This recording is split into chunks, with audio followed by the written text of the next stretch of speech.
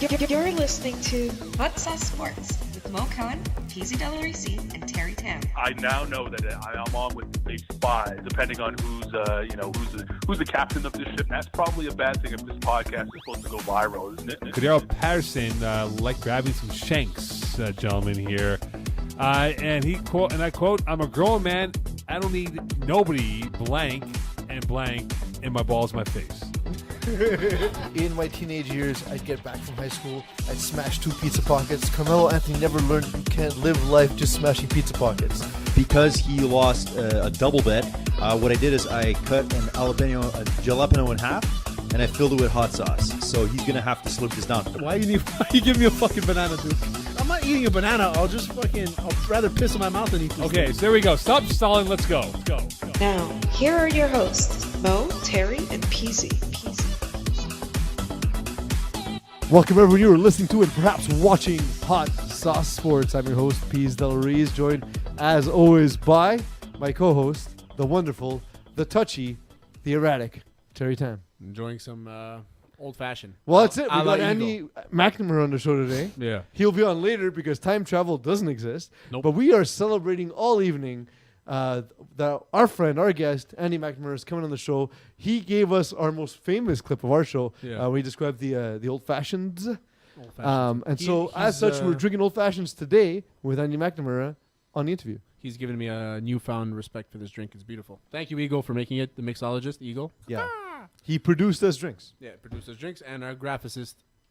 What's up, boys? He's just drank too many old fashions. I'm on number 5. Number 5 already. Number 5. Me, bro. This one, what's this bitter, Eagle? That one's cocoa and macadamia. No. Grapefruit agave. Grapefruit and agave. It's nice, huh? Yeah, it's very nice. It tastes like the most delicious suntan lotion. And honestly, it makes me. I'm gonna go buy a bunch of bitters now because I had no idea what they were. Now I do. And now I love them. Absolutely. And I feel like I'm gonna oversaturate my drink with too much bitter, and it's gonna taste like shit. But I'm gonna enjoy it because I made it. It's just like so. We finally sprung on a bottle of Saint Laurent gin. I've been saying like $50 on gin. Saint Laurent gin, never heard of that. It's delicious. Nice, yeah. Absolutely. And we've been making martinis with it. We've been making martinis with it so that so evil. so that like you don't mask the taste with like tonic or anything because the taste is delicious. And then like we couldn't get like the ratios right because I've never had a martini in my life. So we just drank too many and passed it on the couch.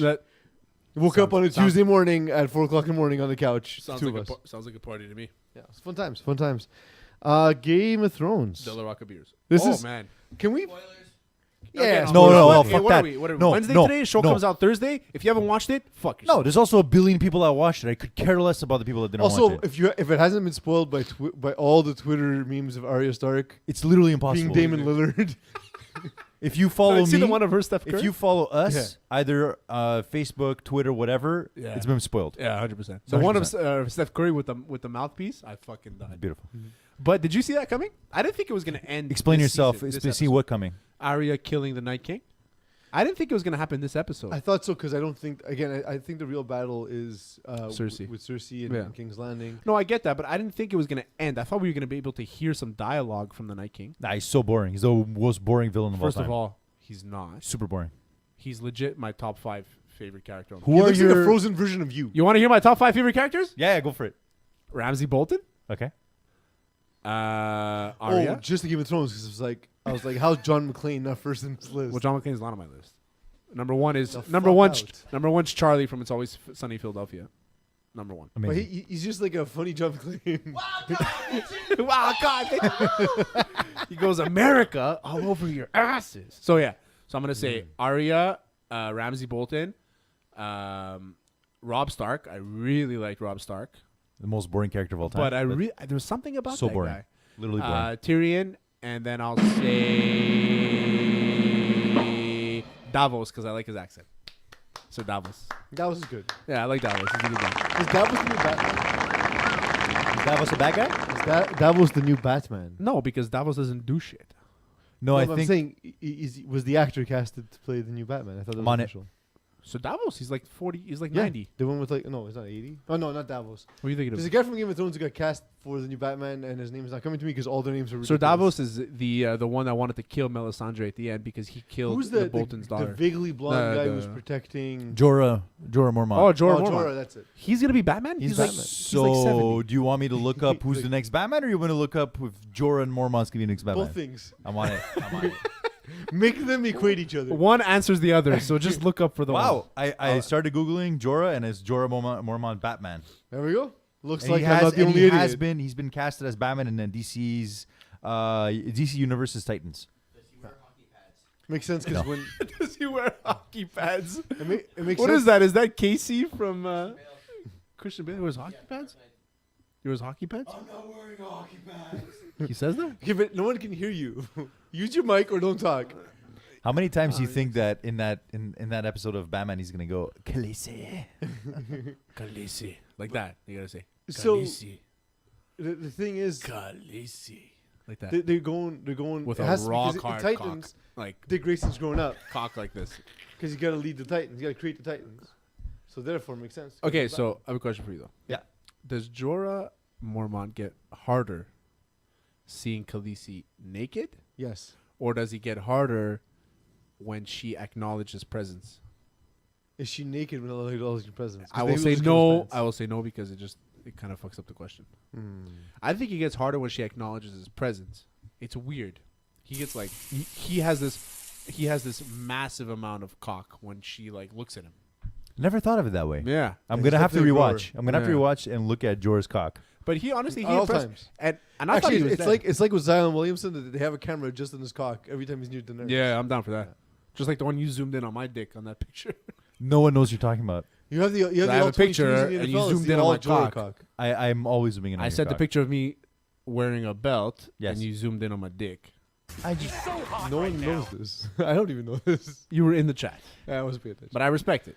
cool. Let's talk more about the group Wait, chat. are you saying you respect your own penis? I respect my own penis. That's not bad. Yeah. So yeah, I loved the episode, man. It was crazy. I was like, I just too many things happen in dark.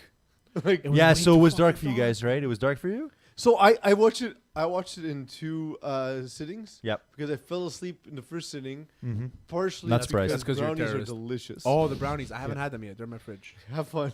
Yeah, Don't but need to I'm drink waiting Game for of the right Thrones. day because you said it takes a long time. So. Yeah. The next thing is Fucked up. Yeah. the next thing is that I fell. Part of the reason I fell asleep was it's so dark. It was So I very watched dark. it It in was the dark. morning and then finished watching it. Again, great episode. Happy stuff actually happened, Yeah, a lot of stuff. but stuff happens all week long, as it does every week. the week that wasn't sports. The week that was is now behind us. Eagle, pay attention. Thanks, on Jesus. It's time.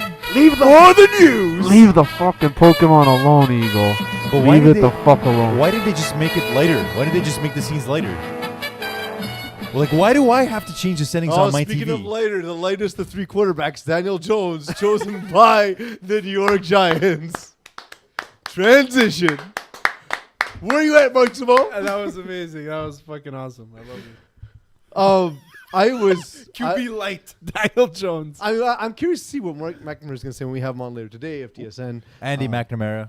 What'd you say? You said Mark McNamara. Who the hell is Mark McNamara? His evil twin brother, obviously. And he's going to come on the show while we're drinking, and he's going to talk to us about the draft. I'm curious to see what he thinks about it. Here's Mina Kimes' reaction to... Jones, quarterback. That's fucked up. It's fucked up. Okay, I want to say something after this clip. Mina Kimes' reaction of ESPN. Who's this guy? Well, he's a Mike Golick Jr., but Oh, Mina Kaim. Okay. Why is she freaking out? I don't get it. Because of Daniel Jones getting Because drafted. it's in the nonsense. sixth Okay, pick. so this is. You're I the will say only the same person thing. that's I defending may say it this. later. I may say it later. You're the only person that's defending this pick. I by the way. will say I'm not defending the pick. I'm defending Daniel Jones, okay? Because poor guy. The guy is fucking. He got drafted 6th overall. He worked so fucking hard the last 4 years to get in this position. Not hard enough And- to beat Virginia at any point, though. Whatever, but all Not hard enough to but not all get he blown has, out. all he has right now is his fan base of the team he's going to, the NFL fan base ripping him. So everybody's setting him up for failure. Yes. You know what I mean?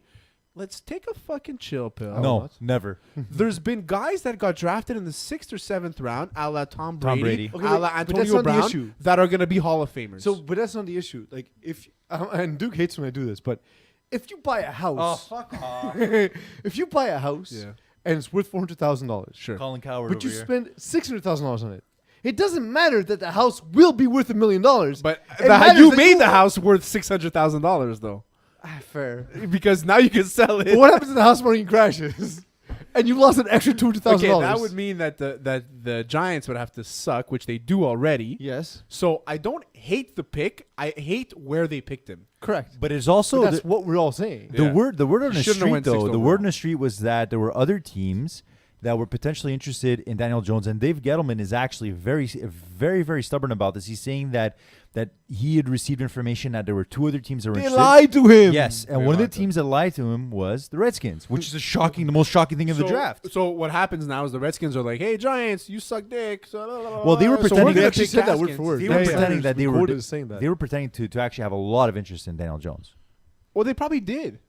They probably But did. he's not at 6 because they thought, But they he's thought not- the Giants no, would but take he's- Haskins. No, but he's from South Carolina. You know what I mean? Like he's close to Washington. The No, next but- best, but is anyone- him after Haskins. But this is So it's also like- this also proves that Dave Gettleman knows nothing because this doesn't prove that he knows nothing because no, if Daniel no, but Jones becomes a Pro Bowl let me just quarterback, say this. Let me just say he this. looks like a genius. Daniel, look, Dan Snyder, he's made it very clear many times that he was a big fan of Dwayne Haskins.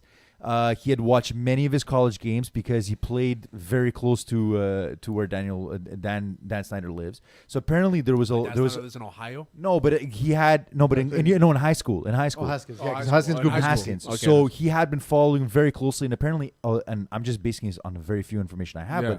but there's the general knowledge out Which is there what is we all that base Dan our Snyder, information on. Dan Snyder was a big fan of Haskins. So there's no reason for Daniel Jones Hey, to ever have getting yeah, drafted. because I heard that he was looking at DK Metcalf at that pick if Haskins didn't fall to him. Duke, I need you to research how long a drive from Washington D.C. to South Carolina is, because I think You got it. Terry's American geography is trash. Probably not that far. Because I remember driving to Florida once, and it's literally right after There's Maryland. Virginia is in between, isn't there? Oh, there's Virginia. That's a yeah, good both point. of them. So like 6 hours. Yeah, Which is a There's trip the to New northern York. part of Virginia. That's the a trip southern to part New of York Virginia. for us. So it's not that far. I could do New York like this. It's a fucking hiccup. But that's like saying I watched Daniel Jones play a bunch because he played for the New York Rangers and I drove to a bunch No, of but games. that's what I'm saying is that It's 7.5 hours. 7.5 but hours. Haskins But played he's in got a private Ohio. fucking plane. What do you want? Haskins grew up in D.C. He's not in high school. No, he grew up in New Jersey. Hold on, I'm on it. New Jersey, Maryland. Like it's one of the things. Not DC. No, New Jersey. Okay, Maryland's close to D.C. New Jersey is not. So he was born and raised in New Jersey as a Giants fan growing up. That's where the Giants fucked up. They could have had this massive market for Haskins, and they didn't take it.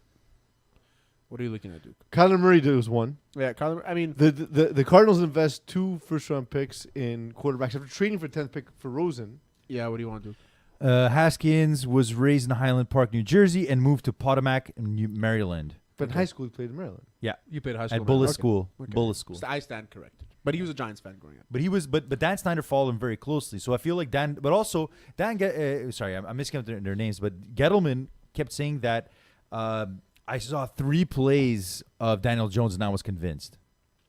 That's not enough. I mean, it's enough if you're Gettleman, and there's a Giants way to do He's things. full of shit. He had a good pro day. Daniel Jones had a good pro day. He had a good combine. All that shit. Okay. The tape doesn't lie. Like you said, never beat Virginia. There's a lot of things that you can say. Lost at home versus Wake Forest, 59 to whatever. But Joe 59 to Flacco played 3. in a small school, won a Super Bowl. Carson Wentz Delaware, was I pretty think. much the MVP last year if he doesn't get injured, and he played at a small school. But At a D2 neither of school. them were terrible in college. He was terrible. He wasn't terrible in college. He was He absolutely terrible. wouldn't be ranked as high if he was terrible in Give college. me his win-loss record. You got it. No, give me his team is ass. 'Kay, what do you give want? me his rank. I'll get you. stats. I'll get you some personalized stats. I want his stats. Kyler Murray goes 1. Good First for him. time ever a shortstop Good gets for him. drafted first. He's gonna be the biggest bust in this draft. Done. I mean, it's just because he's getting drafted so high. The thing is, I feel like there's 4 quarterbacks in the next draft that will all grade higher than any of these quarterbacks. Yeah, it's true. Next year is gonna be. It's just a bad That's, season for quarterbacks. that's another thing why I don't understand why draft Daniel Jones now if you know Manning is going to be your quarterback this year when next year there's a fucking influx of quarterbacks coming. Absolutely. Unless Last year, but last year. unless that's just publicly what they're saying, and Daniel Jones will get the start by the end of the season. Yeah, and people hated on Gettleman for drafting Barkley over Darnold, but Barkley is like a once in a lifetime athlete. So I will say this about Terry Tam is that he might be talking out of his ass, but Daniel Jones didn't have such a bad senior year at Duke.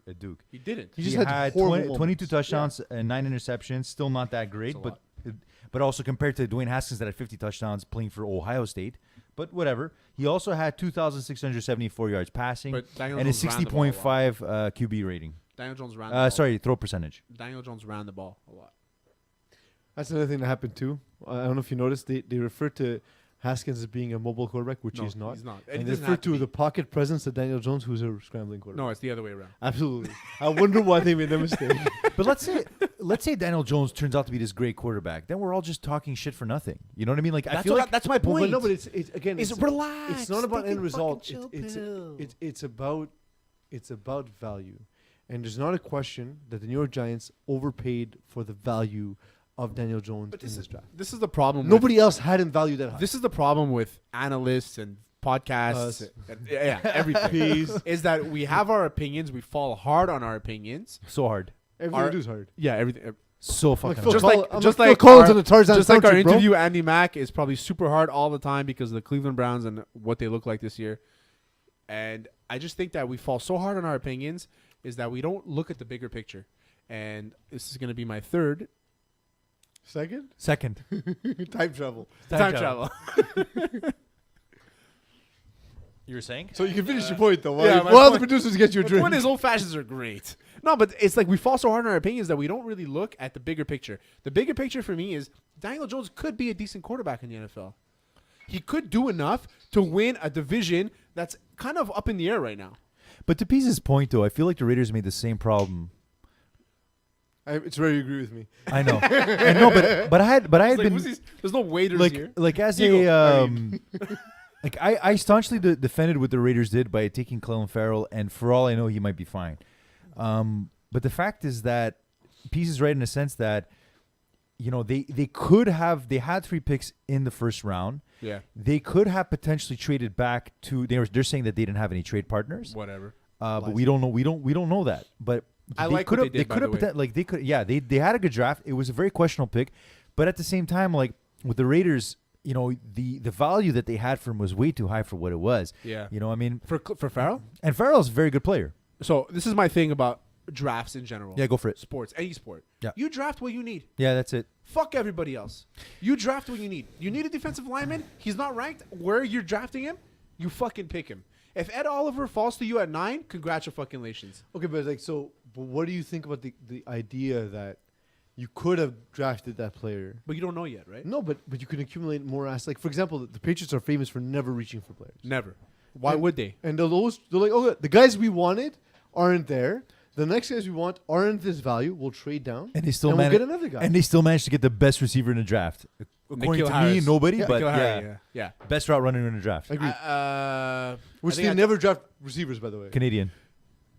he was born in Canada. He's born in Scarborough. Scarborough, eh? Scarborough. Thanks, Ikus. Number 2.5. What was the biggest surprise for you, Terry? biggest surprise for me is how low DK Metcalf fell. Not surprising. It's not surprising to you because he's one-dimensional.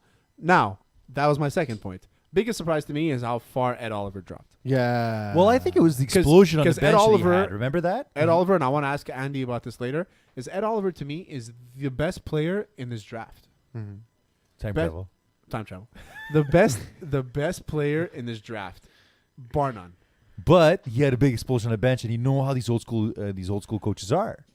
I He don't exploded give a on his fuck coach. when you get a defensive lineman like that. He's gonna last 6-7 years. but yeah, you take the good with the bad, and then he's gone. That's and he's according in to the- you. But the majority of these old school NFL guys, all they give a fuck about is the character of these players. And you see this So guy. who are the first 5 picks in the draft this year?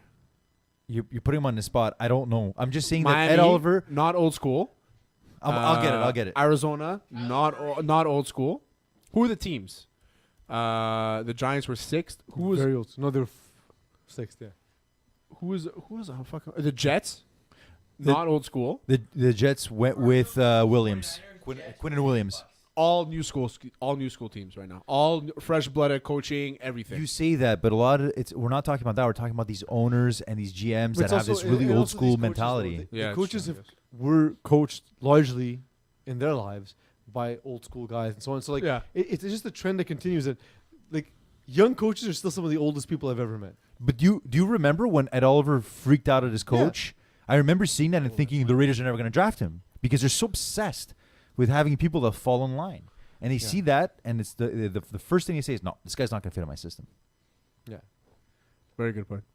For sure. And for for me, the it was, draft, so for me, Ed Oliver was the biggest surprise. For me, seeing I thought Greedy would get drafted higher, but just seeing Arizona again not trading that first pick. That's But I'm nonsense not to me. surprised with Greedy falling to the second. The reason why I'm not surprised is because there was a lot of knocks on him for like tackling and shit like that. Apparently, he had a because bad interview too. Yeah, bad interview. He's a smaller frame. You know, the NFL, you got to be a little bigger, but he's long and he has that Richard Sherman type body, so I don't see why he should have fallen. And like the frame But thing, there like, must be like someone. He's also super young. Yeah, He's when you gonna- look at he's gonna guys like put on Byron 20 pounds for Murphy, the first season. but you look at guys like Byron Murphy and Savage and Jonathan Abram. and Jonathan Abrams, exactly. So these guys are, they're more physical. So I see why those guys went higher than him. But Greedy Williams, Also, he's- greatest name for a corner ever. greedy. You got to be fucking greedy. But he's in a right situation in Cleveland. He's playing with his two LSU buddies there, Jarvis Landry and Odell Beckham. It's going to be a nice little. But the thing though about the 1, 2, 3 the punch. Browns depth chart, the reason why I like that pick a lot with the Browns is that he's going to be forced to really earn his spot. Yeah. Like they have a lot of depth at that position. He's really going to have to earn it. Now, So the I feel like Browns- that's going to be the perfect situation. He's jumping in with a chip on his shoulder, another draft, another generic draft line. Eagle is showing a picture of Christian McCaffrey. Nah, yeah, he hasn't done it yet. Oh, well, he's about to. Finish your works thought. where you work. On your computer. We have a commercial that didn't pay us. Give us money, whatever company that was. Is this Eagle? Are you queuing up the Pat McAfee sound? Yes. Pat McAfee is the funniest, the most incredible When human. when I saw him get up, I told my wife, I go, just pay attention. Pay attention to this right here.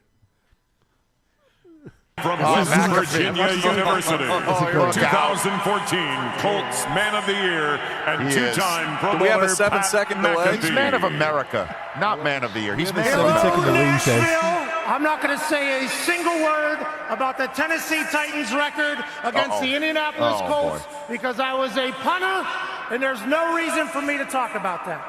With that being said, we did not punt much against the Tennessee Titans, so you probably have no clue who I am to begin. 2 years ago, when I retired from the Colts, I retired alongside two greats, Robert Mathis and Joe Wright. Play the whole thing. I love it. Because when he goes, what's it, Bobby Okereke. Okereke. I like the heavens. Yeah, it's really And he good. drags it on. And Chris Ballard and Jim Irsay, and he names them all. Future Hall of Famer. So much pressure on this guy. But like, I love that these guys do this. I hate that they don't do it in the first round. You got to thank Drew Pearson. Give me this the first round. It's not because there's so much hype on the first round. You don't need it. You need it. You need it in the third round. That's. But just like, okay, do it every pick. Just get X players. But you got to thank Drew Pearson and David Actually, Akers. do one better. Get Pat McAfee on Monday Night Football. That'd be the greatest thing ever. You got to thank Drew Pearson and David Akers. Agreed. Whose was better, David Akers or Drew Pearson? I just hate David Akers' voice. Yeah, because he was little. Shut up. Like, a little nerdy. Nobody cares Sounded about like you, Eagle. kicker. Sounded like Eagle. He does sound like an eagle. David Akers does jiu-jitsu. Really? Yeah, he's been doing it for about. I take back everything I said because I don't want to get hurt. He will kick your ass. And if you want to learn a little bit about my path in jiu-jitsu, then I just wrote a beautiful article on hotsaucesports.ca. Go read it. It's very nice. I wrote a piece about the NBA and James Harden. Harden got hurt last night. Yes, he did. He was bleeding from his eyes. Had to like. Maybe he just had pink eye. Maybe Chris Paul played a joke on him and saying Draymond Green gave him pink eye. Yeah. Draymond Green put his finger in his asshole. Yeah. And then he put it in James Harden's Chocolate pretzels. The Hot Sauce Twitter account drank a little bit too much last night, and and happened to make a pretty shitty comment about it and say that he was flopping. So it turns out he wasn't, and I got called out for it. I didn't get called. Sorry, the Hot Sauce Twitter got called out for it. Yes. Yeah. Hot Sauce Twitter. Hot Sauce Twitter. Stop drinking. Rule number 1: stop drinking. Rule number 2: continue drinking. The thing is that Tell us. James Harden gets the criticism of being a flopper, right? But I mean, But he's game such a one flopper. Flopped. Okay, but Like he pulled a Neymar. Remember Neymar in the World Cup? He kept on getting fucking flagged. He kept on getting penalty fouled. He had a chance to win the game for And he Brazil, flopped. and he took the dive instead of taking the shot. Instead of taking the header, and he missed it. Same thing with James Harden against Draymond Green in game 1. But you are right in a sense that when James Harden is playing a flop, his whole shooting mechanic completely changes. Yeah. Bleacher Report posted that article and with a video showing. Oh no, sorry, it was Scott Van Pelt on ESPN showing that when he's open, he shoots differently from when he's. But like, I don't see. Look, you're a Pacers fan, right? Yeah. The rule that's been instituted where shooters can initiate contact was known as the Reggie Miller rule because of how often he would do that. Yeah. So this isn't new in basketball.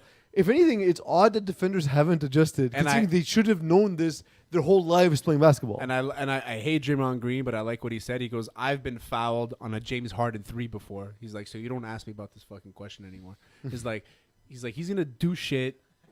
He's gonna do whatever he has to do to get a foul. And that's the part that sucks, is that you're looking more for the foul than the bucket. Take the bucket, because you know you're terrible. fucking money. Okay, it's a terrible form of basketball. Here's a couple of things with James Harden. If you take away all terrible of his, to watch. Such a good if you take away all of his free throws, terrible to watch. He had the most points scored in the NBA this season. If you take away his free throws, he averaged 11. But he sucks at the line though. He's not great at the line, but he's there all day. I'm on it. Yeah, but he's there all day. So he averaged. This was the most amount of free throws he scored all season. I think one game he had like 23, which was 11 per game.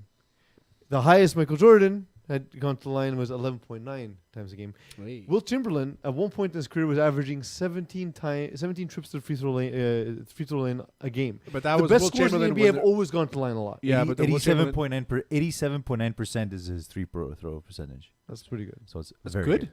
It's you got to very be good. over 90 to be good. It's still very good. You win a lot of games okay. shooting 87.9. It's all right. But I also have to say that the Warriors are not getting enough credit for the way that they are defensively planning against Harden. Yeah. I mean, they are forcing him to take these flops at the beginning of the agree. game. The minute he gets to the fourth quarter, he's exhausted. But this is my thing with the Warriors. Tell us. Go fuck yourself. Okay. The reason that's fine. That's fine. Yeah. The reason is because they are the biggest complainers when it comes to refs. But when it benefits them, they make jokes about it. Like Steve Kerr, flopping on the reporter. Yeah. Like, you're the biggest babies in the league. Yeah. Second is Houston. So fucking slow your roll. Do you think that the Rockets are the biggest challenge to the Warriors? Yeah, I think so. I don't. think so. They're not. My whole article is about that. I don't think so at all. There's I think the East got better. Like it seems like the East got better overnight. The East has actually been getting better for 3 seasons. Yeah. And now we look at teams that have length and the ability to defend the perimeter. The 76ers are very good defending the perimeter. Yeah. The Raptors have the right talent in the right places and the single best lockdown defender in the NBA, in Kawhi Leonard. Yeah. They have they got fucking the Bucks. The Bucks have length and size and speed. They defend the perimeter very well as well. So I think there's a lot of teams that are now being built specifically to beat the Warriors. The East is the threat to the Warriors? Yes, absolutely. I think so. But then you look at the Warriors, and they have so much firepower, and they have so many different combinations that they can set up with their team. Yeah. Like there were these guys that were playing last night. That these guys I had no idea who the hell they were, and they were putting up buckets. Like who? And then this white guy, I don't know. He's literally the only white guy on the Those team that I know. random ass white guys. But then again, I look at the Is it for Raptors, the and Bucks? it's all centered around. It's this all for the centered around Bucks, you're Kawhi. saying? It's not, defensively, that's not true. Are you talking about the Bucks? I was talking about the Warriors. Oh, the Warriors. Defensively, that's not true. But I'm saying in terms of the offensive power, I feel like the Warriors, they have so many different options they can go with. Because like if Steph Curry injures his finger yesterday, misses a bunch of shots, then the whole game changes. They have so many different outlets that they can rely on. If Kawhi gets injured when playing tomorrow, what's the game plan? But you said Steph.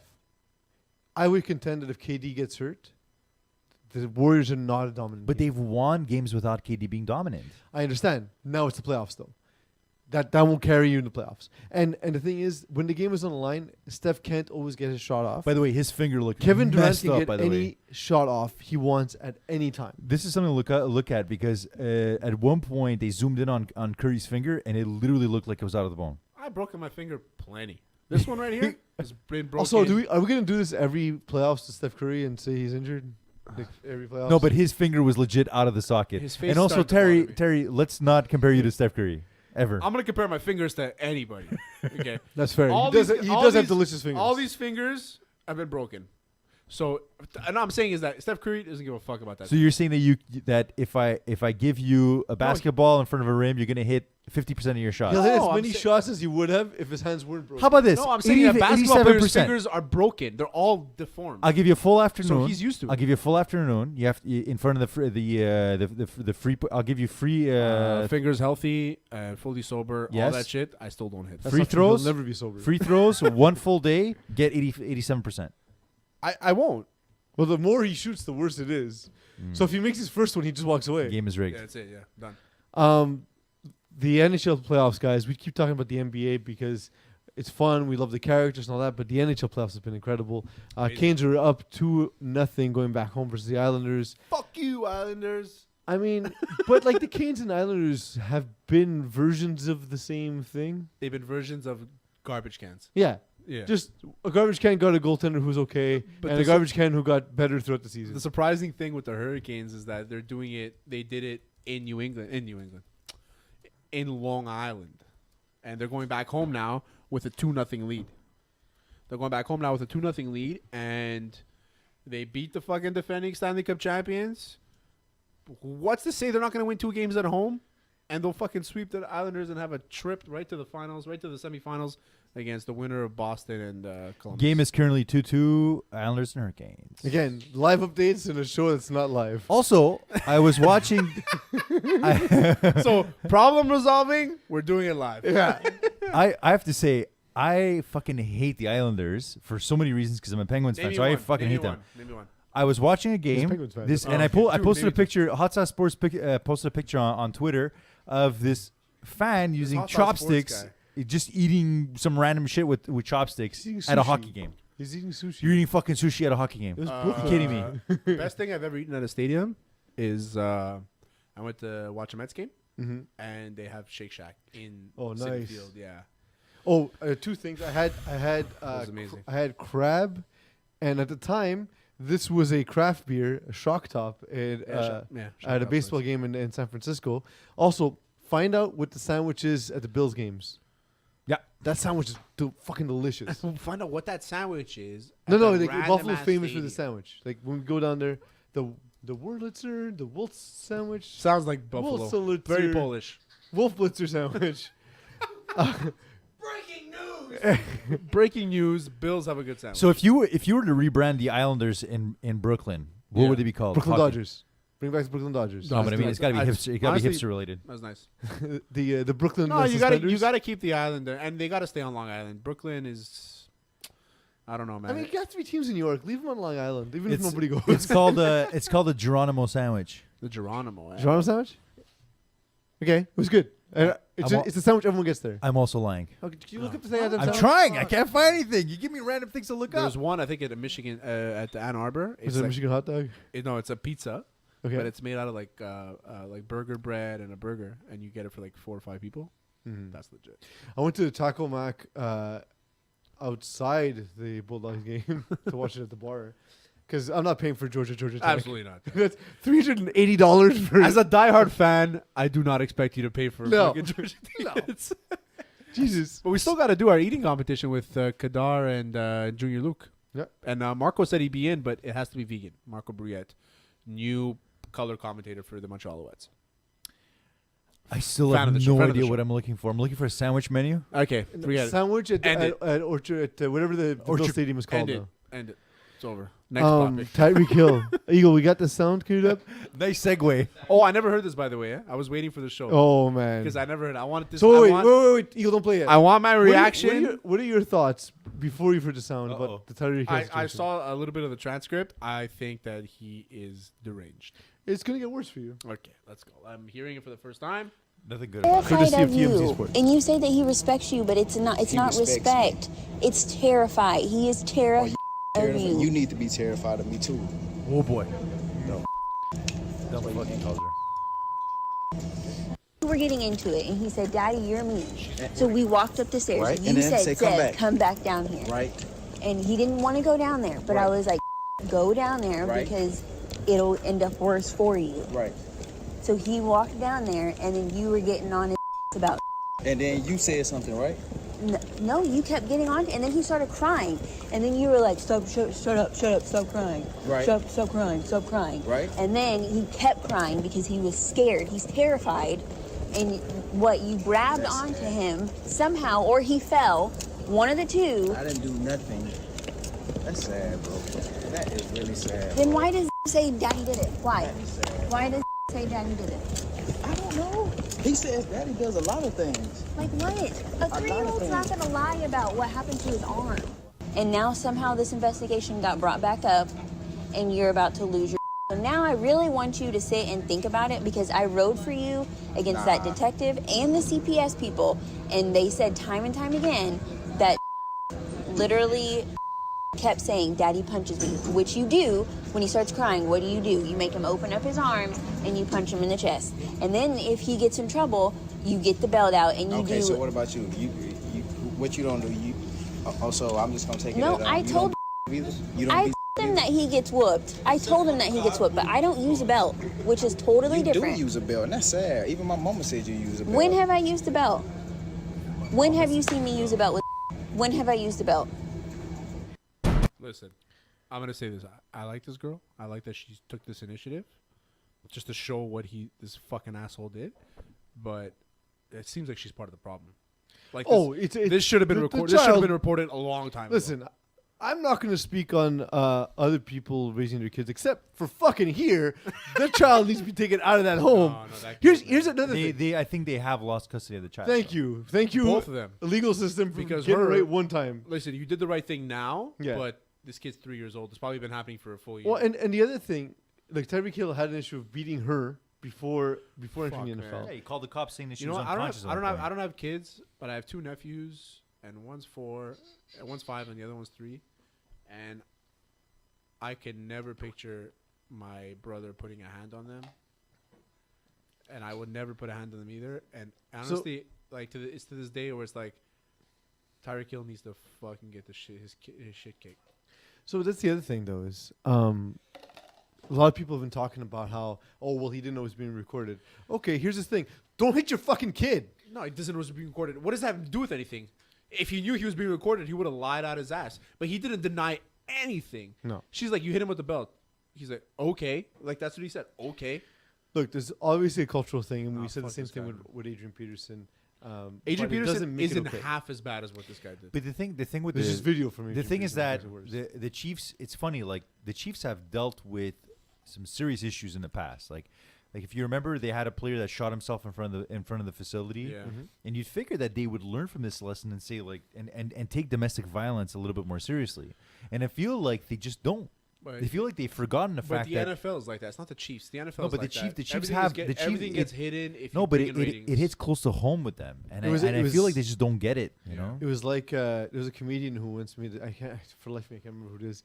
He said it's just because we're surprised when football players behave violently, and it's like.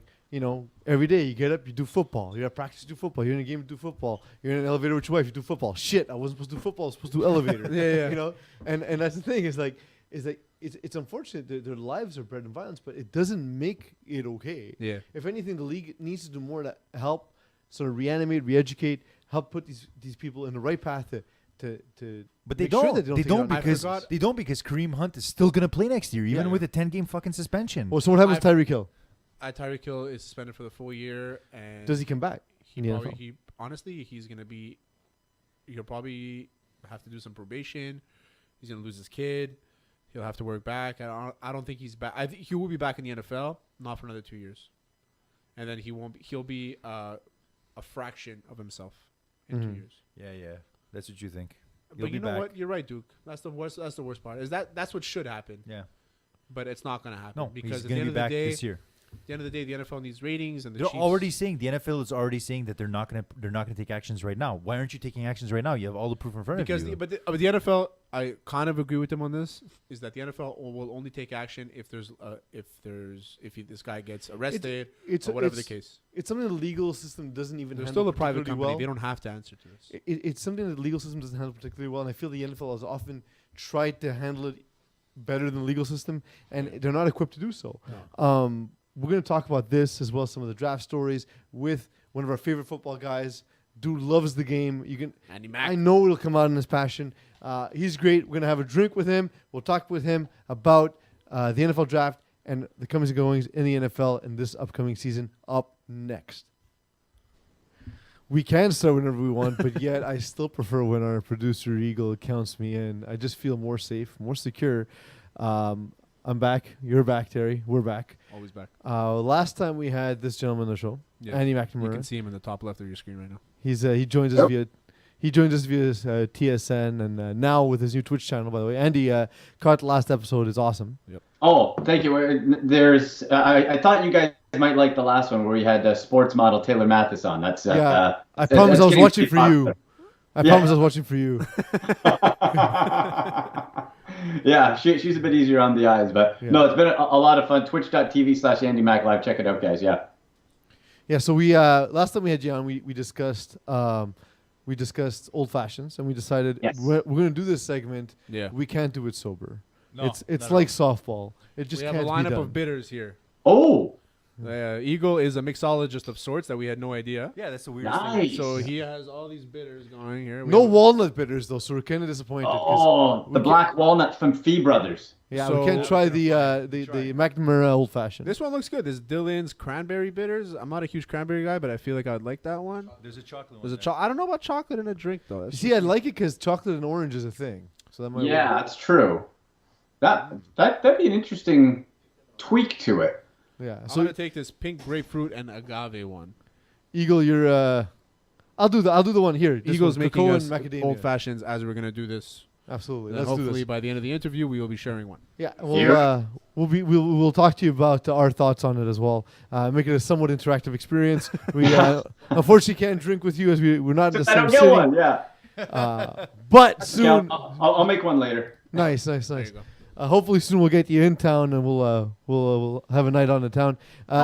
Andy, how did you enjoy draft night? Specifically, your 17th overall pick, Odell Beckham Jr. I loved it. Absolutely loved it. For anything, especially with how idiotic that Giants draft was with taking Daniel Jones at 6. I was like, we got the best player in Odell Beckham Jr. That's fine. Guys, I hosted the NFL Canada NFL draft party at a bar in Toronto called The Pint. Mm-hmm. And there was over 400 people there. It was crazy. The whole place, including myself, just yelled out a collective what are you doing? When it was Daniel Jones. You could have had Daniel Jones at 17. You could have had Daniel Jones when you traded back up at 30. You could have had Daniel Jones in the second round. Dave Gettleman is a damn fool, and I don't know what he's doing because he's been an executive for 40 friggin' years. What am I missing? Here's the scouting report, guys. They said Daniel Jones's personality is like Eli Manning's, but with less pizzazz. Oh, so he's actually a corpse. He's actually a corpse. So he's not a living human. It's a zombie. It's Walking Dead. I don't know. So this is why I hate this is why I hate the pick. This is why I don't hate the pick. Okay? Because it gives us content. Yeah. So I don't hate the pick because you don't know what he could become. He's obviously good enough to be consider all of this hype, right? But I don't like the pick because, like you said, he had so many other options later on to get him. He was going to fall to the second for sure. I actually got my dad's a Giants fan. My phone lit up. Yeah. Earlier in the day, the DJ who does our music for the show was talking about the Giants draft, saying, "I hope we get Haskins. And I 10 hours for the draft because it was obviously the most Gettleman thing. I wrote on his Facebook saying, "Which size?" Which size Daniel Jones jersey do I get you? No. Yeah. And then hours later he texts me. He's like, I don't understand. How did you know? I'm like, because it's David Gettleman. That's what you expect. You just expect him to act the way he'll act. It's pulling a Gettleman. And guys, here's the other thing.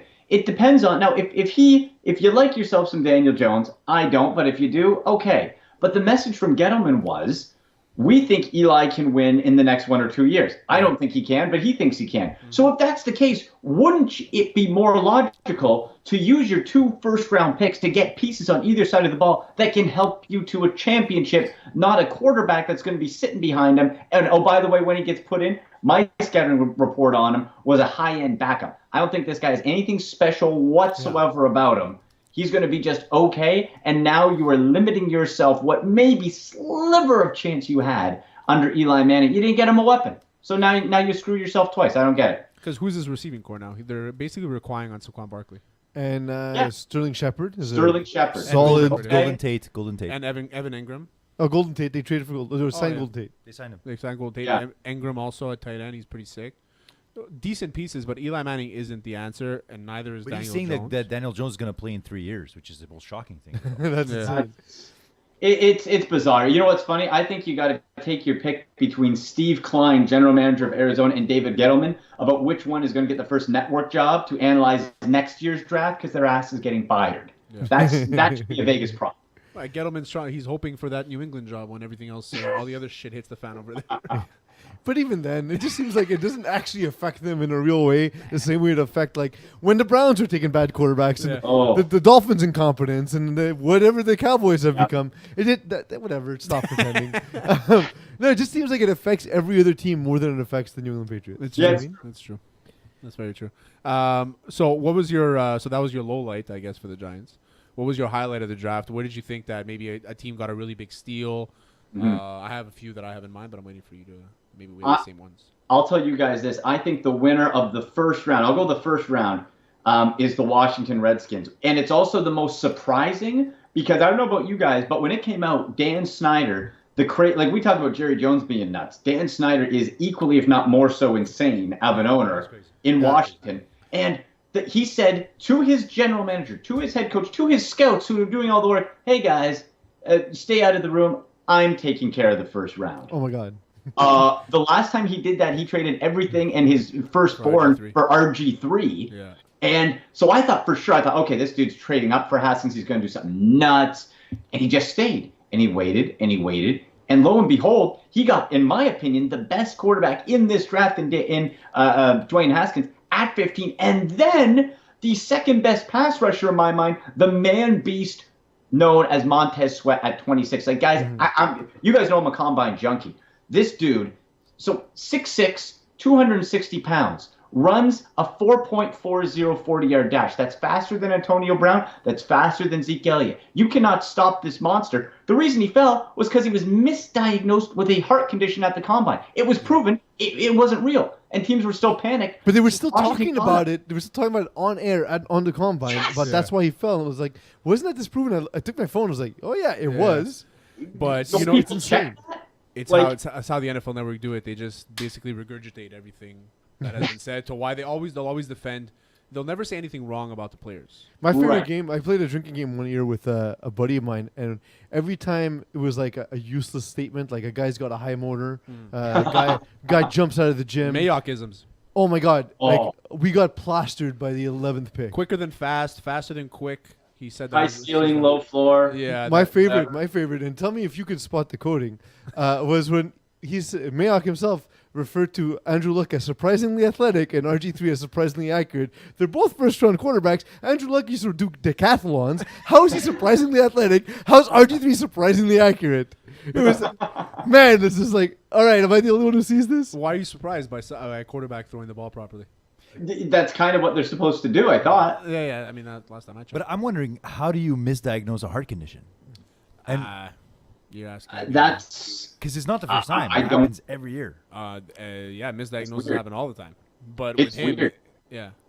It's honestly, I think it's because they got to do all these physicals for guys in a short period of time. Yeah. And there's something that like raises a red flag, and then it's like anywhere else where in any workplace you get all these like all this gossip or whatever. It feels like the same kind of thing. It just feels like the same people in every office that gossip. It's the same thing that get the NFL Combine. Andy, my Dolphins traded for Josh Rosen, who was drafted 10th overall last season. Right. How do you feel about that move? I think that trade value was phenomenal. Agreed. And the reason, and I go back to my comment on Steve Klein, who I think him and Gettleman are just in a foot race to figure out who is the most incompetent general manager in pro football. Because this guy, we're not talking about a different regime coming in. He's been through, this is his third head coach, third quarterback. You draft Josh Rosen in the first round. You bring in Cliff Kingsbury, who is a loser in his last year at college. But he's very attractive, so very good. He's a handsome man. I'll give him that. His girlfriend, yeah. You know, he's a good-looking dude. Him and McVay. You know, yeah. They would make amazing babies. The two of them, oh my God, beautiful. Just gorgeous humans. The next generation of mankind is going to be in great shape. Not from a football mind standpoint, but just I think we're fine. Physically, we're fine. Yeah. But what happened was, okay, it got out. They're going to draft Kyler Murray. Then they try to be like, maybe we won't. And everyone's like, yeah, you are. It's like, maybe we won't. It's like, yeah, you are. And then they couldn't trade Josh Rosen because no one bought his BS.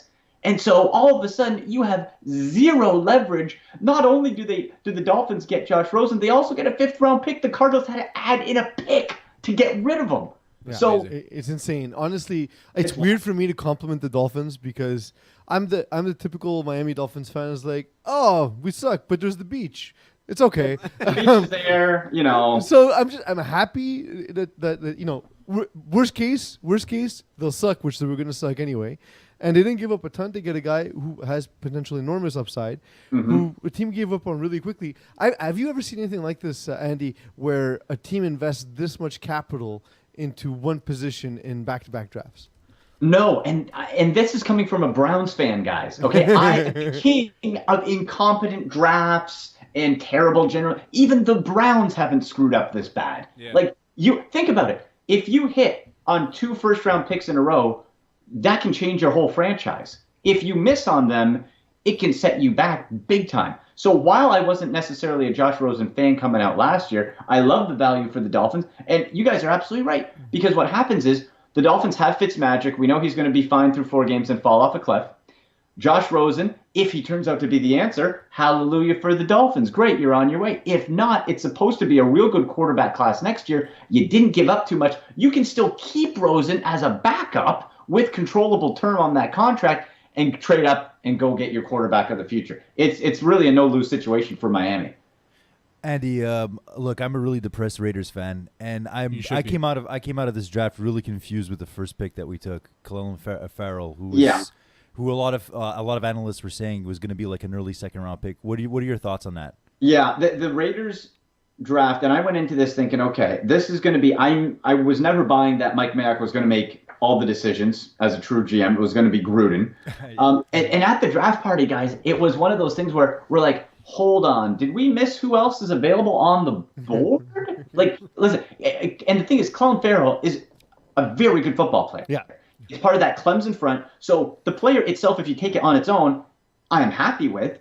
At the spot, though, you gave up on how many? Ed Oliver was there, Rashawn Gary was there. Like, you gave up on high-end guys where you could have gotten Clelin Ferrell probably with that 24 pick, maybe with the 27th pick. Yeah. So the positioning was weird. I did like their other 2 picks in the round. You got Josh Jacobs, looking like a great pick now with Isaiah Crowell being out for the year with the torn Achilles. And then you still have Clelin Ferrell as a good piece. It's just like, man, you probably could have got even better. Who was their 3rd pick? I'm trying to remember the 27th pick, who they got. It was Jonathan Abram. Oh, I like that one. That was my top-rated safety. That's right. Because the Packers took Darnell Savage as the safety, which I thought was a little bit of a reach. So I thought the first round for the Raiders overall, if you just took player-wise, was good. You just could have got better. The thing I read the next day was about how John Gruden claims the phone never rang for that pick, and that's why, despite their interest in trading down, they never did so, and that's why they went with Ferrell, who's the guy they wanted. What do you think that's truth, or just Gruden hiding the fact that he drafted a guy way too high?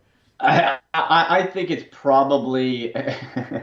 I can't really trust too much John Gruden says, but in this case, guys, the interesting part about this draft is a lot of, outside of maybe the 1 or 2 top spots in each position group, so many more were clumped together as real good players, but depending on your scheme, depending on your grades and fits, you could almost switch them up. That was for cornerback, for safety, for defensive line. So I might agree that nobody called because another team might think, well, you know what? We have a couple of the guys that we can get on the D-line. It was so deep. So I might actually buy that. Because, you could go cornerback. Like, the Browns got Greedy Williams in the 2nd round, 1st round value. That's a steal. Well, so here's my thing. I'm biased as a Bulldogs fan, but I like DeAndre Baker as the number 1 corner in the draft. I like Byron Murphy. Greedy Williams, the knock against him, seems like Gettleman wrote the knock and that he can't tackle in a league where there's so much passing. Is that even a concern anymore? The same way it was, let's say, 20 years ago. No, not really. And the thing is, they say he's more of a shoulder tackler. If you're a man cover corner in this league, you need to cover. You need to get in their way. You need to not get penalized. I think you can tweak, train, adjust tackling techniques at this level. You can't teach 6'1.5" and his range and his length and his aggressiveness. You can't really teach that. Yeah. So I'll take a little bit of a sloppy tackling where most of the plays that are going to be man-to-man, you're going to be going for jump ball type things anyway, and the players are going to be falling to the ground. I mean, I love the Greedy Williams pick. I think he was a first-rounder. He should have been a first-rounder, but, this league, this year was it had so much depth at DB and at D-line that any of these guys could have gone anywhere. My biggest shock is Ed Oliver falling right to the Bills. That's my biggest shock, because he was the best player to me in the draft, I think. Huge. The Bills, we talked about who had a great draft. I said Washington, but the Bills can be right there. Also, you get Cody Ford, not the sexiest pick as a tackle, but a stud. How awkward was Cody Ford on stage with Goodell, because he came on later, and he went to take a picture with Goodell, but Goodell kind of didn't take the picture with him, and it was so fucking awkward. I felt so bad for the kid. He turned all red and he walked right off stage. It was the most awkward fucking thing ever. Well, there was also the Wilkins when Wilkins jumped at that was my Goodell, favorite. and Goodell was terrified for his life. Of course, man. You're getting jumped by a 300-pound. And could Goodell have shown less swag? Though? Yeah. He was what is this? Goodell's back. It's what? Yeah, it was. It was. Did you hear there was a Browns pick? I think it was Sione Taki, coolest name in the draft next to Sheldrick Redwine. There's some great names in this draft. But nice. The Browns called him, and he didn't take. He was in the bathroom, so they had to call him back. They're like, he's in the bathroom. Can you call back in 2 minutes? And then they did. It was good this year, the draft, because I've been to Nashville, so when I was watching it was nice. It was nice to see, and I actually watched pretty much all 3 days. It was fun. It was fun to watch this year. I usually don't really watch that much. I'll just look after. Mm-hmm. It's the whole Bill Burr skit. I kind of agree with you because I went last year in Nashville, and it's one of the coolest cities I've been to. Oh, I want to go. It made it feel okay that I spent all day drinking in my office. Yeah. That seems right? It's it's not my fault, Nashville. It was so beautiful, man. Nashville's honestly, Andy, if you have a chance to go, Nashville's amazing. It's fun. Awesome. I want to. Yeah. Let's do it. Yeah. Let's do the show road trip. Let's get let's get some sponsors. Let's do the show from Nashville. I'm down. You see sponsors? So, but to pay for us, I don't want to pay for it. Yeah, we're not exactly. No, we're not paying for anything. We just enough for the bourbon. We're too poor. So, Terry, what did you have in your bourbon? What was your old fashioned? I had the pink grapefruit and agave. That sounds delicious. It's pretty nice. I'm not gonna lie. And I had the cocoa and macadamia. I actually really like it. It's kind of sweet, kind of like a digestif kind of thing. It's a nice little taste. I like that. What type of bourbon were you using? Bullet and orange juice. Oh, but Bullet is that's my go-to daily, like not a fancy kind. I love Bullet. Yeah. Bullet's phenomenal. One thing you guys might want to try. Now it's I don't know other brands that have it, but I get it when I go to Cleveland. They have Cleveland whiskey, and the perfect old-fashioned that I make is with their sugar maple wood with the black walnut bitters. And then what I did, guys, is I mixed up the recipe. One day I was out of brown sugar, so I went with a spot of honey and a splash of orange juice instead of peeling the stupid orange peel. Doing the orange juice, mixed it up. It was a whole new world. It was phenomenal. You do honey instead of brown sugar, and you put in the little bit of maple. Whoo, that's good. You know what they say? Alcohol breeds creation. Or something like that. Well, it does because think of all those kids that are born because of alcohol. Also, very true. Also our show, too. Sorry? Also our show. Yes, alcohol does feed our show specifically. Andy, you joined us, of course, from TSN. Also, monkeyknifefight.com. You can go there, and if you're a degenerate like myself and Terry, you'll spend a little too much time there, too much of your earnings, but that's fine. You get some of it back, hopefully. And if you want excellent advice, Andy is the guy to go to when it comes to your fantasy draft coverage. So make back some of the earnings you may have lost on gambling sites. Yes. Buy everything you learn from Andy McNamara. Aside from that, Andy, your new Twitch channel is at? Yes, thanks, guys. Yeah, twitch.tv/AndyMacLive. So it's kind of a cool thing. I'm still trying to learn it because Twitch is mainly known for gamers, right? People playing online. But I got approached by these guys from Amazon. Amazon bought Twitch for $930 million. Pocket change for Amazon. That's crazy. Yeah. And so what they're doing is they're creating out some sports channels in addition. So if I'm doing my TSN shows, I'm able, hey, here's behind the scenes, we're doing shows. I do it from the studio here. We're out in a lot, like the draft event brought it out. So we're doing a lot of cool stuff that way. And the good thing is too, if anybody has Amazon Prime, you just go to twitch.tv/AndyMacLive. You click subscribe for free. And then there's a whole bunch of other cool stuff that comes out. Some original emojis. We're going to be creating some other stuff for the show. And of course, sports, fantasy football, bourbon, whole bunch of cool stuff. Nice. How long do you think before Amazon realizes we all share accounts? I mean, if we were to share accounts. So what I would think is, you know how they have those drones somewhere? They probably just heard you guys say that, and the end is near. Damn it. Yeah. God damn it. Probably shouldn't air this part. Well, hopefully those drones can deliver you from the 6 to 514, and we'll spend a night out and go on a rager. I want to, guys. You know what? The last time I was in Montreal was when I was doing play-by-play for the Ticats games for TSN 1150. So I was twice there a few years ago now, and it was my third time to Montreal. And every time I go, I'm like, man, this city's so awesome. It's so cool. Yeah, so I want to get back there for sure. Especially in the summer. Montreal's amazing in the summer. Montreal transforms in the summer. In the summer, other than the orange cones, there's so many festivals. Just don't drive. Don't drive your phone. Anyway. Yeah, just don't drive. Yeah. And likewise, definitely going to get out to Toronto as well. Absolutely, guys. Tell me if you're coming out. Absolutely. For sure. Be a good time. Just for you. Andy, thanks for joining us. Thanks for joining us for a drink. Now you're free to go get yours. Yes, I am. I'm thirsty. As we continue on with the rest of our show. Thank you very much. Boys, have a good one. You too, bud. Yeah. Awesome. And we're back. That was awesome. I love talking to Andy, Terry. It's amazing. Andy's the best. Andy is runner-up for Guest of the Year. Yeah. Like runner-ups. He's in the lead for Guest of the Year, I think. It's up there. Him and Mark Dumo, they're like, neck and neck, but I think Andy's got the bump. There are also two people that if they had sex and had children together. They'd be a very informative sports broadcaster. What? I'm saying an alternate world where two people have children together. Okay, alternate world. Okay. I missed that In an part. alternate world where men can get pregnated, Mark Dumo and Andy Mack would make a very educated imagine sports how inflated your dick would have to get journalist push out a baby. That brings us to rapid fire. You push it out your ass. Oh, wait, you shit out a kid? Yeah. And you have a shit kid. Before we do before we do rapid fire, because I'm getting a document up, I have a really serious question for you guys. Would you rather have for a full year a shaved head or shaved eyebrows, or both? A shaved head. Shaved head. I have an excellent scalp. Somebody always notices your eyebrows. See, I feel like if I shave my head, I'm gonna have because I have a really weird bump at the back of my head. So I feel like people are just gonna start to bump at the back of my head. Once, before we went to New York City, Duke asked me to shave the back of his head to touch it up, and you fucked it all up. And I got like halfway up.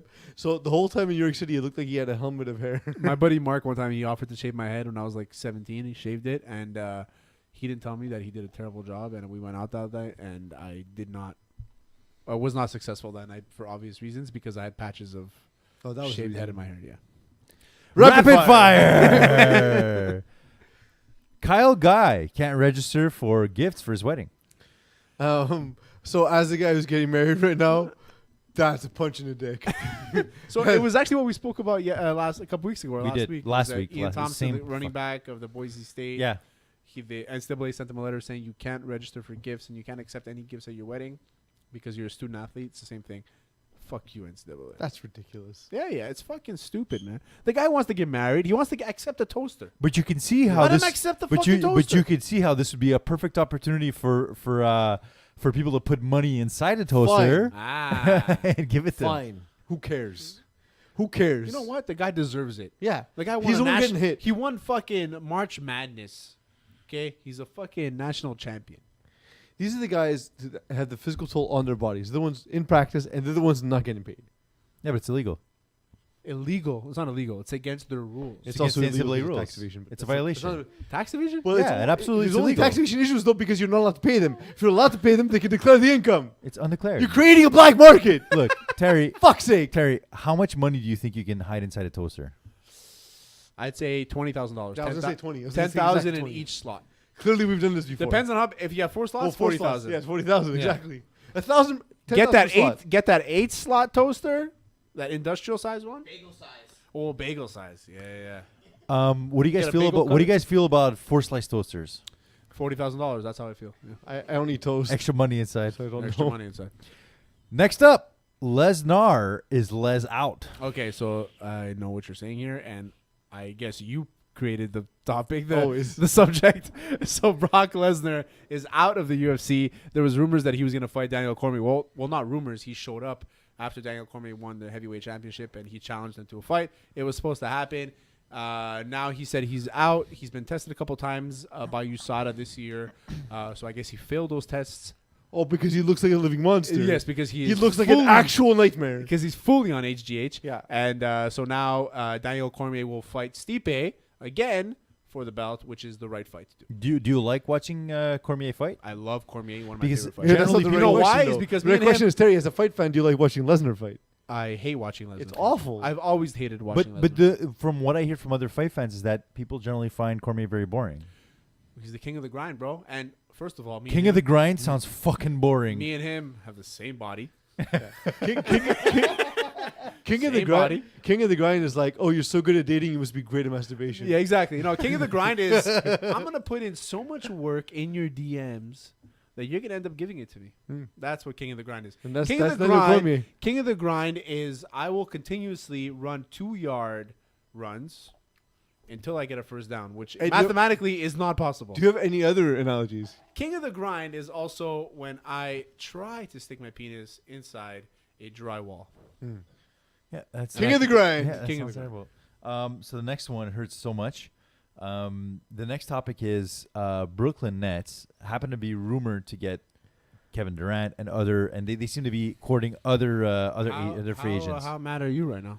It's about it's that? fucking annoying. Yeah, you know why? Because It's the fucking Knicks annoying. are shit. They're fucking The terrible. only thing good about the Knicks Is that the James ownership. Dolan? Yeah, James Dolan's Stop there. that. Yeah. Stop that. So they're James saying Dolan is trash. they're saying that Kevin Durant. love Now that this is some guy. random report, and I think it's probably just leverage more than anything else. The random report is saying that Kevin Durant, Kawhi, and other players like Harris are rumored to be interested. So here's to the Brooklyn Nets. why Tobias Brooklyn? Harris, sick player. What's interesting about Brooklyn? Brooklyn is the new up and coming hipster spot, bro. Yeah, but which one of these guys strikes you as a hipster? Yeah, but it's Tobias Harris, I give him a hipster. No, but it's vibe. Because his name's Kevin Tobias. Durant. Yeah, yeah. Fucking Kevin Durant is the millennial NBA player. Yeah, it doesn't make him a hipster though. I Fuck can't picture Durant. suspenders and big So glasses. hipster. So hipster. Fuck Durant. Can I see? Can you see? Doesn't I even can see crack- Russell Westbrook going to Brooklyn. Durant, more so Durant, than Kevin Durant. I can't see Kevin Durant eating avocado toast. Durant doesn't even crack my top 5. Who's the top 5 then? I'm curious. You've asked this so many times. Yanni, Okay, of course. Curry. wait, top 5 players. Yeah. Oh, you're also wrong.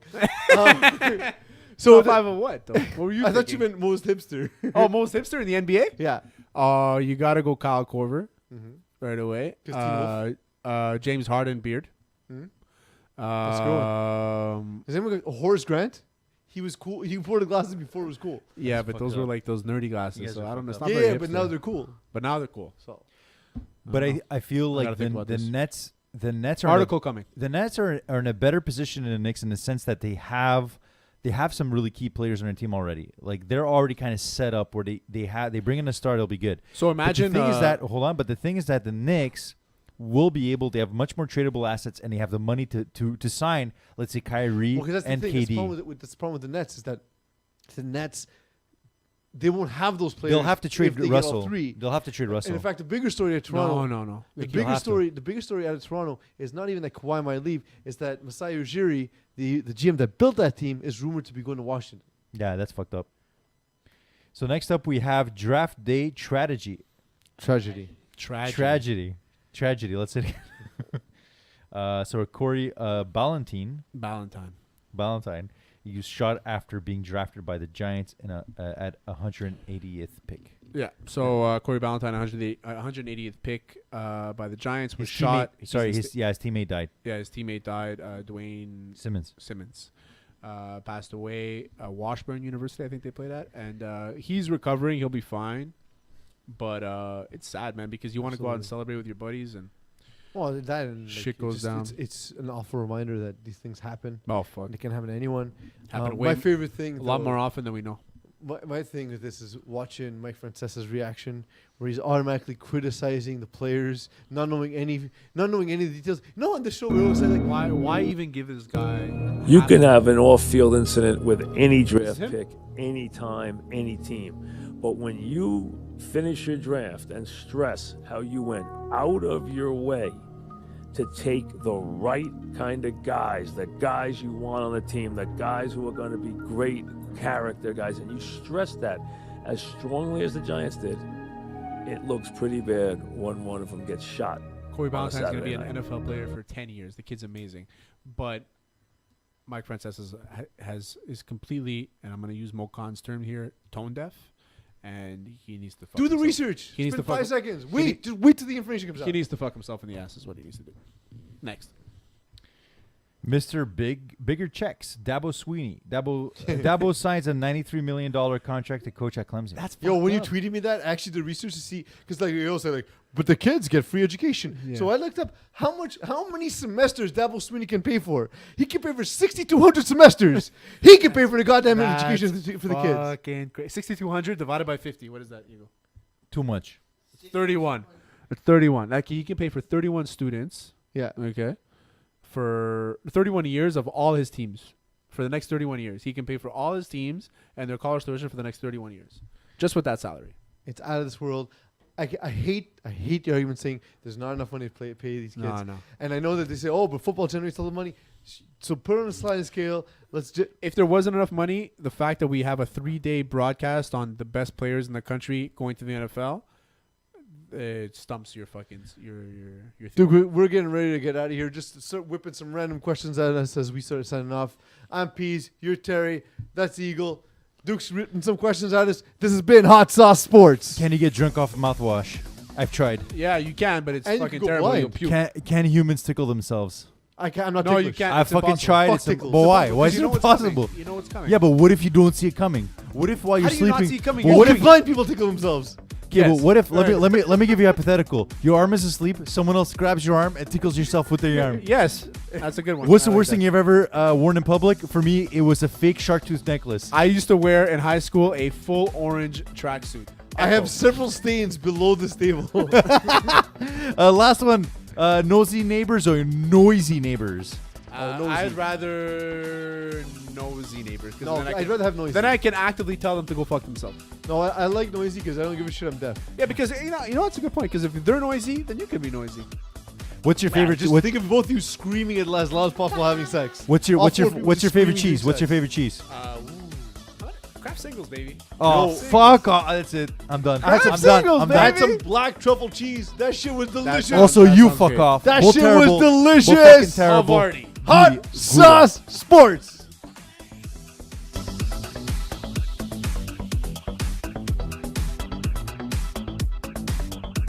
You've been listening to Hot Sauce Sports.